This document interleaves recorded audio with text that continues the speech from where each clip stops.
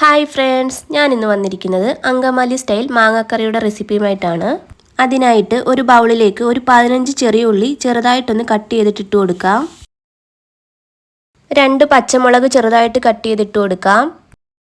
ഇനി ഇതിലേക്ക് ഇഞ്ചി ചെറുതായിട്ട് കട്ട് ചെയ്തിട്ട് കൊടുക്കാം. കുറച്ച് കറിവേപ്പില ഇട്ട് കൊടുക്കാം. ഇനി ഇതിലേക്ക് 1 ടീസ്പൂൺ മഞ്ഞൾപ്പൊടി ഇട്ട് കൊടുക്കാം. 1 ടീസ്പൂൺ മല്ലിപ്പൊടി ഇട്ട് കൊടുക്കാം. ആവശ്യത്തിന് ഉപ്പ് ചേർത്ത് കൊടുക്കാം. ഇനി ഇതിലേക്ക് 2 ടീസ്പൂൺ വെളിച്ചെണ്ണ ഒഴിച്ചു കൊടുക്കാം. 1 ടീസ്പൂൺ വിനീഗർ ഒഴിച്ചു കൊടുക്കാം. ഇനി ഇതെല്ലാം കൂടി നന്നായിട്ടൊന്ന് മിക്സ് ചെയ്തെടുക്കാം. ഒരു 5 മിനിറ്റ് നന്നായിട്ട് മിക്സ് ചെയ്യുക. ഞാനിവിടെ നന്നായിട്ട് മിക്സ് ചെയ്തെടുത്തിട്ടുണ്ട്. ഇനി നമുക്കിതിലേക്ക് മാങ്ങ ചേർക്കാം. ഞാനിവിടെ ഒരു വലിയ മാങ്ങയാണ് എടുത്തിരിക്കുന്നത്.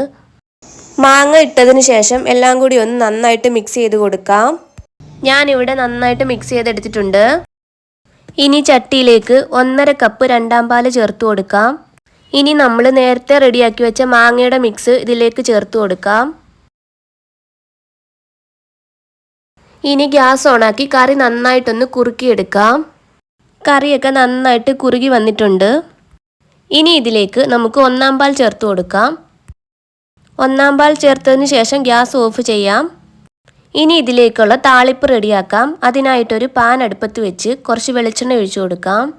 വെളിച്ചെണ്ണ ചൂടായി വരുമ്പോൾ അതിലേക്ക് ചെറിയ ഉള്ളി ചെറുതായിട്ട് കട്ട് ചെയ്തിട്ട് കൊടുക്കാം. ചെറിയ ഉള്ളിയുടെ കളറൊക്കെ മാറി ഒരു ഗോൾഡൻ കളറാവുമ്പോൾ നമുക്ക് അതിലേക്ക് വേപ്പില ചേർത്ത് കൊടുക്കാം. അതിനുശേഷം നന്നായിട്ടൊന്ന് മിക്സ് ചെയ്ത് കൊടുക്കാം. ഇനി ഇതിലേക്ക് കുറച്ച് കാശ്മീരി ചില്ലി പൗഡർ ഇട്ട് കൊടുക്കാം. അതിനുശേഷം നന്നായി മിക്സ് ചെയ്ത് കൊടുക്കാം. ഇനി നമുക്ക് ഇത് മാങ്ങാക്കറിയിലേക്ക് ചേർത്ത് കൊടുക്കാം. അതിനുശേഷം ഒന്ന് മൂടി വെച്ച് കൊടുക്കാം. 2 മിനിറ്റിന് ശേഷം ഒന്ന് ഓപ്പൺ ചെയ്യാം. എന്നിട്ട് നന്നായിട്ടെല്ലാം കൂടി ഒന്ന് മിക്സ് ചെയ്ത് കൊടുക്കാം. നമ്മുടെ അങ്കമാലി മാങ്ങാക്കറി ഇവിടെ റെഡി ആയിട്ടുണ്ട്. എല്ലാവരും ഒന്ന് ട്രൈ ചെയ്ത് നോക്കണം. വീഡിയോ ഇഷ്ടപ്പെടുവാണെങ്കിൽ ലൈക്കും ഷെയറും സബ്സ്ക്രൈബും ചെയ്യാൻ മറക്കല്ലേ.